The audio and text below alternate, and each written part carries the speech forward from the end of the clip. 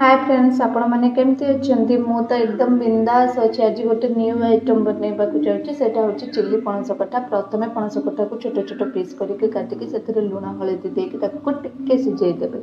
तापर ताकू काढ़ी कॉर्नफ्लोर आउ टिके लंका चूना देके भल भाव गोल कड़ाई तेल गरम हेले ताकू छाणिबे। छाणिकी काढ़ीदेला से कड़ाई छोट छोट अदा रसुण काटिकी टिके भाजिबे। भाजी सारा पर काटिकी रखिथिबा पियाज को भाजिबे।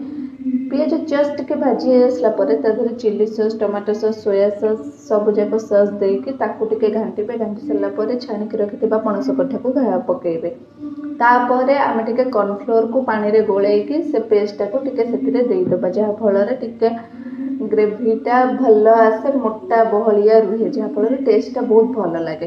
दे सारा पर लास्ट को टिके मर्च गुंड गोलमर्च गुंड पकईदबा। तापर आमर रेडी हो गला चिल्ली पणस कठा। आपण मैंने भी खातु आपण फैमिली फ्रेंड्स को खुआतु। मु तो खाइली बहुत टेस्टी थिला।